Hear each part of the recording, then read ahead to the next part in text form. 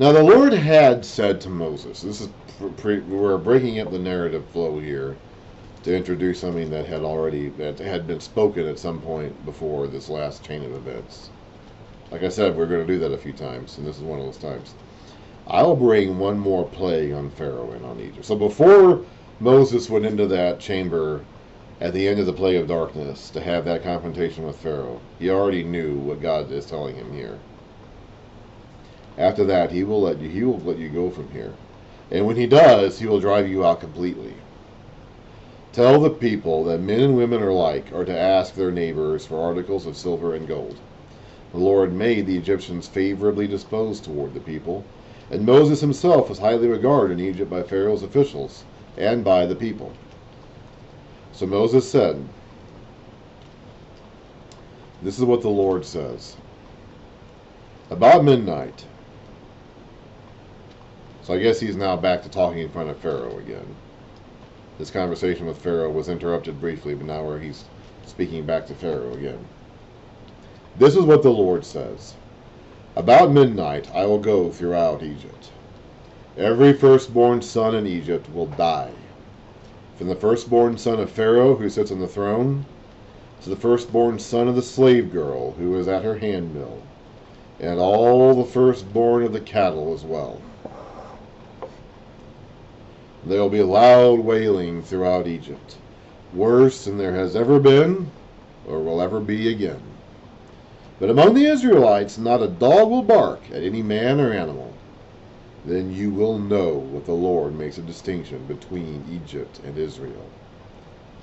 All these officials of yours will come to me, bowing down before me and saying, Go, you and all the people who follow you.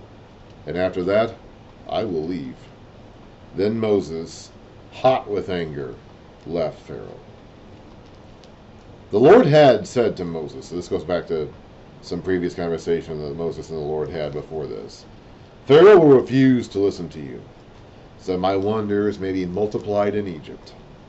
Moses and Aaron performed all these wonders before Pharaoh, but the Lord hardened Pharaoh's heart, and he would not let the Israelites go out of the country.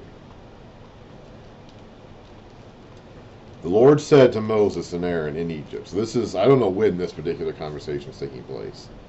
Sometime while Moses and Aaron are in Egypt. But I don't know when. It could have been as soon as they got back there. It could have been at some point during the plagues. I don't know where this fits into the timeline. It's just here now. This month is to be for you the first month. The first month of your year. So their year essentially starts, their nation essentially starts now. So their year starts now too. Tell the whole community of Israel that on the 10th day of this month, each man is to take a lamb or a kid according to the footnotes, for his family, one for each household.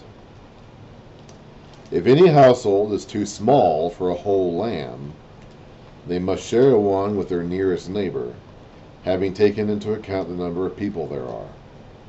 You are to determine the amount of lamb needed in accordance with what each person will eat. The animals you choose must be year-old males without defect, and you must take them from the sheep. You may take them from the sheep or the goats. Take care of them until the 14th day of the month, when all the people of the community of Israel must slaughter them at twilight. So this would be, they gather the sheep at the 10th day, and they slaughter them at the 14th day. So does this overlap with the plagues of darkness, which lasted for 3 days, and then the plague of the firstborn, which was at the night of the next day or whatever? I'm guessing it probably does. So my guess is, if this conversation happened before, then the 10th day of the month is when the plague of darkness started, and the 14th day of the month is when the actual Passover happens. Because they're starting this month. Their nation is now forming as a nation, so they're starting their year with this month when they came together as a nation and left. So the 14th day of the month, when all the people of the community of Israel must slaughter them at twilight. Then they are to take some of the blood and put it on the tops and sides of the door frames of the houses where they eat the lambs. That same night they are to eat the meat roasted over the fire, along with bitter herbs and bread made without yeast. Do not eat the meat raw or cooked in water, but roast it over the fire, head, legs, and inner parts. Do not leave any of it till morning. If some is left over till morning, you must burn it. This is how you are to eat it: with your cloak tucked unto your belt, your sandals on your feet, and your staff in your hand. They got to be ready to go. At any given moment, they could be given the summons to get moving. So they're dressed, ready to eat. They're eating while dressed, ready to leave at any time. Eat it in haste. It is the Lord's Passover. On that same night I will pass through Egypt and strike down every firstborn, both men and animals, and I will bring judgment on all the gods of Egypt. I am the Lord. He is the only God. This blood will be a sign for you on the houses where you are, and when I see the blood, I will pass over you. No destructive plague will touch you when I strike Egypt. This is a day you are to commemorate. For the generations to come you shall celebrate it as a festival to the Lord, a lasting ordinance. For 7 days you are to eat bread made without yeast. On the first day remove the yeast from your houses, for whoever eats anything with yeast in it from the first day to the 7th must be cut off from Israel. On the first day hold a sacred assembly, and another one on the 7th day. Do no work at all on those days, except to prepare food for everyone to eat. That is all you may do. Celebrate the feast of unleavened bread, because it was on this very day that I brought your divisions out of Egypt. Celebrate this day as a lasting ordinance for the generations to come. In the first month you are to eat bread made without yeast, from the evening of the 14th day until the evening of the 21st day. For 7 days no yeast is to be found in your houses. And whoever eats anything with yeast in it must be cut off from the community of Israel, whether he is an alien or native born. Eat nothing made with yeast. Wherever you live, you must eat unleavened bread. Then Moses summoned all the elders of Israel and said to them, Go at once and select the animals for your families and slaughter the Passover lamb. Take a bunch of hyssop, dip it into the blood in the basin, and put some of the blood on the top and on both sides of the door frame. Not one of you shall go out of the door of his house until morning. When the Lord goes through the land to strike down the Egyptians, he will see the blood on the top and sides of the door frame, and will pass over that doorway. And he will not permit the destroyer to enter your houses and strike you down. Obey these instructions as a lasting ordinance for you and your descendants. When you enter the land that the Lord will give you as he promised, observe this ceremony.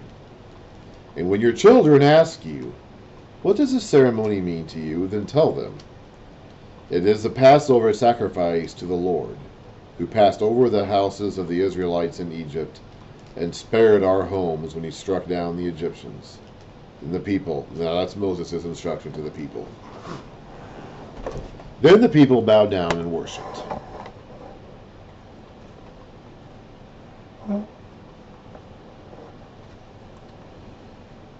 The Israelites did just what the Lord commanded Moses and Aaron. At midnight, the Lord struck down all the firstborn in Egypt, from the firstborn of Pharaoh who sat on the throne, to the firstborn of the prisoner who was in the dungeon, and the firstborn of all the livestock as well.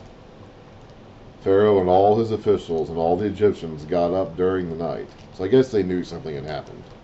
Somehow or another there was some sort of indication that something was wrong. And there was loud wailing in Egypt, for there was not a house without someone dead. During the night, Pharaoh summoned Moses and Aaron and said, so he's seeing them once again here, Up! Lead my people! You and you Israelites, go, worship the Lord as you have requested. Take your flocks and herds as you have said, and go. And also bless me. The Egyptians urged the people to hurry and leave the country, for otherwise, they said, we will all die. So the people took their dough before the yeast was added, and carried it on their shoulders in kneading troughs wrapped in clothing. The Israelites did as Moses instructed, and asked the Egyptians for articles of silver and gold, and for clothing. The Lord had made the Egyptians favorably disposed towards the people, and they gave them what they asked for, so they plundered the Egyptians without a fight. They didn't have to do anything to earn this plunder. They followed God's instructions to avoid so they could be passed over by the angel of death. But they didn't actually raise a fist to win this battle. But they got the plunder anyway. The Israelites journeyed from Ramesses to Succoth. There were about 600,000 men on foot, besides women and children. Many other people went up with them, as well as large droves of livestock, both flocks and herds. With the dough they had brought from Egypt, they baked cakes of unleavened bread. The dough was without yeast, because they had been driven out of Egypt and did not have time to prepare food for themselves. Here's one of our tricky verses right here.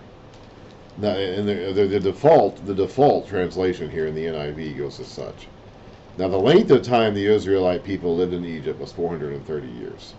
There's an alternate translation down here, which is accurate. This default NIV translation here is not accurate. The way it should read is, now the length of time the Israelite people lived in Egypt and in Canaan was 430 years. At the end of the 430 years, to the very day, all the Lord's divisions left Egypt. Because the Lord kept vigil that night to bring them out of Egypt, on this night all the Israelites are to keep vigil to honor the Lord for the generations to come. 430 years to the very day. And that day would have actually started when Abraham first got the word from God to leave Ur of the Chaldees and head to the land that he will show him. That was the beginning of the 430 years. Then God comes to him again 30 years later before the birth of Isaac and gives him the 400-year time frame.